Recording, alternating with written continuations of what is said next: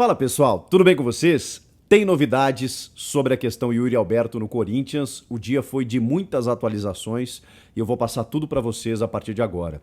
Projetando esse jogo contra o Santos, tem algumas notícias interessantes que a gente precisa falar e saber qual o time que vai entrar em campo, porque tem o Boca na terça-feira. Chega mais, eu sou o Chico Garcia, inscreva-se no canal e vamos juntos!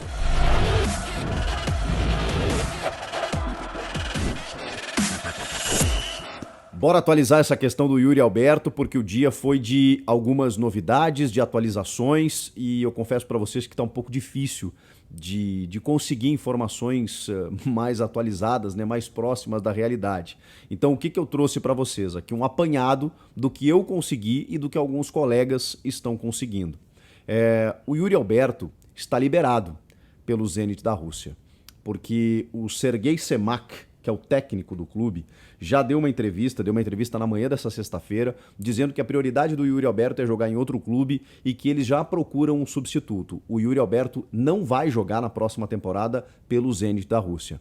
Isso a gente já meio que sabia, e o Yuri Alberto pode se valer da cláusula da FIFA que estendeu essa liberação para jogadores dos clubes russos e ucranianos envolvidos na guerra, para que eles suspendam o seu contrato com o clube, né, e possam sair de graça, né, liberados para assinar um vínculo de empréstimo com outra equipe até a metade do ano que vem. É desta forma que o Yuri Alberto poderia retornar ao futebol brasileiro. E aí vocês sabem que tem pelo menos dois interessados, Internacional e Corinthians. Houve sondagens de outras equipes, como por exemplo do Flamengo e do Atlético Mineiro, mas as coisas não evoluíram. Existiu um zum aí durante o dia de que o Palmeiras poderia atravessar. Meu amigo André Hernan, que é muito bem informado, disse que o Palmeiras nem cogitou. Até porque contratou o Flaco Lopes aí, o José Manuel Lopes do Lanús, tem o Labestia, o Merentiel, já tem o Navarro, tem o Rony que faz a função. Não é exatamente o modelo de negócio do Palmeiras. O Palmeiras pega jogadores mais jovens, promissores. No caso do Yuri Alberto, sim, né? Só que o Yuri Alberto já tem um valor de mercado muito acima do que, digamos, se imagina, né? Então, em relação a esses jogadores que o Palmeiras contratou. Então, o Yuri Alberto não é necessariamente esse perfil. E pela informação do André Hernan, não tem nada de Palmeiras. Então, as coisas foram afunilando, porque o Atlético Mineiro, inclusive, já anunciou o Allan Kardec, e o Flamengo tem o Gabigol e o Pedro, né? Não faria sentido, na minha opinião, contratar o Yuri Alberto. O negócio afunilou para Corinthians e Inter. E aí, claro, né, uma disputa ali, porque o Inter ele tem ligação afetiva, já jogou lá, inclusive, né, se catapultou a sua carreira lá no Internacional, e o Corinthians chegou forte. Mas nesse momento, a proposta que está na mesa do Zenit é do Corinthians. E segundo o Thiago Salazar, da Gazeta Esportiva, apurou, o Corinthians está esperando uma resposta do Zenit. E a última atualização é de que o Zenit talvez quisesse uma compensação financeira nessa transferência de empréstimo. Isso talvez mude um pouco, digamos assim, dá uma travada no negócio. Por quê?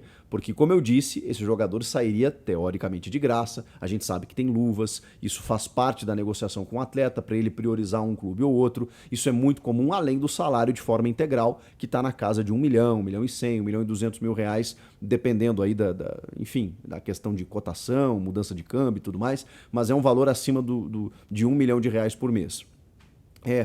Só que agora mudou, né? O Zenit, querendo uma compensação financeira, o Corinthians, que já fez a proposta para obter o Yuri Alberto de vínculo por essa temporada, vai avaliar se vale a pena ou não, porque daqui a pouco o Zenit cobra, sei lá, 5 milhões de euros para uma transferência de uma temporada, é óbvio que não vai valer a pena, né? Agora, sei lá, um valor de 300 mil euros, uma coisa assim mais irrisória, o Corinthians vai avaliar se daqui a pouco consegue fazer essa negociação. Essa informação ela é do Thiago Salazar da Gazeta. Agora o Meu Timão, o site Meu Timão, através do Rodrigo Vessone, publicou que talvez existe uma possibilidade, para vocês verem como o negócio é complexo, né, gente? Existem muitos modelos de negócio, ainda no sentido de empréstimo, mas o Meu Timão, ele apurou que, por exemplo, o Corinthians pode nem se valer dessa cláusula da FIFA, da liberação, e pode negociar direto com o Zenit por um contrato de empréstimo, já que o próprio treinador diz que ele não vai permanecer lá, E aí o Corinthians não queimaria um cartucho. Por que eu digo isso? Porque essa liberação da FIFA, ela determina que os clubes eles consigam contratar 2 jogadores nesse molde. O Corinthians já contratou, que é o volante Maicon, junto ao Shakhtar Donetsk. E caso o Corinthians queira contratar o Fabián Balbuena, o paraguaio, ex-jogador do Corinthians, que está no Dínamo de Moscou, ele também vai ter que se valer, ou pelo menos pretendia se valer dessa cláusula de liberação dos países em guerra. Então, buscando o Yuri Alberto de outra forma, uma transação natural de empréstimo, ele conseguiria uma brecha para poder negociar o Balbuena desta forma também. Aí, nesse modelo, o Zenit teria pedido jogadores. Não sabemos quem são. Não sei se o Corinthians poderia, por exemplo, encaixar jogadores que não estão sendo utilizados. O primeiro que me vem à cabeça é o Luan, evidentemente, que teria uma porta de entrada na Europa, inclusive. O Zenit tem bons jogadores, citei no outro vídeo o Claudinho, o Malcom, ex-Corinthians, inclusive. O próprio Claudinho também é da base do Corinthians, Mas, enfim, ou se são jogadores jovens e promissores com grande poder de mercado. E aí, obviamente, o furo é mais embaixo. O Corinthians vai ter que avaliar. Porque daqui a pouco, se eles começarem a pedir João Vitor, Duqueiroz, Robert Renan, peraí. Aí vamos ver se vale tão a pena assim, você queimar jogadores da base por apenas um centroavante. Então, tudo isso ainda está sendo pensado e negociado. Tudo que eu consegui, gente, e aí atesto aqui a minha honestidade com vocês, foi de que não está fechado, que não tem nada, que está muito difícil pela concorrência. Foi o que eu consegui. Os meus colegas tiveram mais sucesso. Eles já conseguiram, inclusive, saber que há uma proposta, ou seja, há uma negociação, o Corinthians espera a resposta do Zenit e essa resposta ela pode vir com ele vindo de graça, o que é mais difícil de acontecer, com uma compensação financeira ou na troca por jogadores. E é claro que o que foi dito também para os dirigentes corintianos é que ele tem o interesse de muitos clubes, de vários clubes. Não sabemos se só do Brasil ou se de fora do Brasil também. A prioridade do Yuri Alberto é o Corinthians, por tudo que a gente sabe. A prioridade dele é jogar no Corinthians, só que não depende apenas mais dele. Tem essa compensação que o clube está exigindo, tem uma possibilidade de troca de jogadores e tudo isso tem que ser muito bem pensado. É um jogador promissor, o Vitor Pereira já provou, o modelo de jogo, do Corinthians, que precisa de um centroavante, que está com um time encaixado, já estruturado, com bons jogadores e que tem uma disputa de Copa Libertadores, Copa do Brasil, enfim, grandes competições na reta final, claro que seduziu o Yuri Alberto, porque tem e vê no Corinthians uma grande vitrine. Mas isso não é apenas o que vai fazer o negócio acontecer. Depende dessa negociação entre clubes. Segundo o Corinthians, essa resposta vai acontecer logo. Então a gente deve ter novidades aí nas próximas horas, quem sabe até nos próximos dias no máximo, para saber se o Zenit decide ou não emprestar o Yuri Alberto. São atualizações ao longo do dia de algo que estava muito próximo de acontecer, mas exatamente por essa concorrência, e isso é muito comum, às vezes está para fechar, está para assinar o contrato, e aí vem um pedido a mais, não, mas quem sabe a gente não libera por um jogador aqui, por uma compensaçãozinha ali, e aí é muito comum os clubes fazerem aqueles recuos estratégicos, O Corinthians, não, pera aí, deixa eu pensar um pouquinho, aí vem um outro clube interessado, daí o Corinthians vai lá, oferece uma coisa aqui e ali, então calma. Sendo bem claro e transparente com vocês, porque realmente estava muito próximo e eu teria mais cautela. E é desta forma que os dirigentes do Corinthians estão tratando a situação, com muita cautela nesse momento, porque vocês sabem, gente? Nunca é demais a gente falar. Só tá fechado quando tá assinado. Então, vamos aguardar para ver o que acontece. Eu acho que o clube, por tudo que eu acompanhei, o clube que ele tá mais próximo é realmente o Corinthians. Mas até bater o martelo, tem muita coisa para acontecer.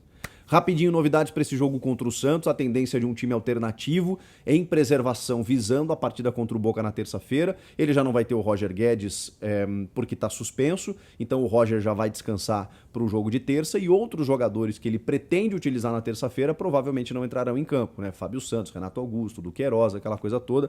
E aí daqui a pouco, mais chance para os jovens jogadores, ou até mesmo alguns que não estão sendo utilizados, Bruno Melo, Rony, Xavier, o Luan eu acho difícil, mesmo que ele esteja disponível, ele não tem sido relacionado, acho que ele está fora dos planos totalmente.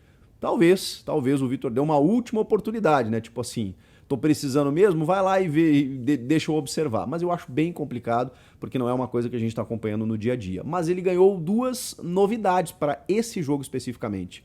Uma é o colombiano Victor Cantillo, porque a Conmebol resolveu dar 2 jogos de gancho para a expulsão do Cantillo lá naquele jogo contra o Boca na Bombonera, que ele foi juvenil, tudo mais, foi expulso, tomou um cartão vermelho, mas ele já tinha cumprido um jogo contra o Always Ready, pois a Conmebol resolveu, nas vésperas do jogo contra o Boca, dar 2 jogos. Ele cumpriu um, tem que cumprir outro. E aí não pode jogar na terça-feira. Por isso que ele provavelmente vai ser titular contra o Santos. E o outro é o Bruno Mendes, que já está de volta do Inter, de empréstimo, já treinou, já estava jogando, então ele não precisa readquirir forma física, nada disso, e entrou no bid. Foi regularizado como jogador do Corinthians novamente. Ou seja, está regularizado, pode entrar em campo, vai vestir a camisa 25 e deve ser utilizado, né? Porque o Corinthians perdeu o Gil lesionado, o João Vitor estava voltando de lesão também, né?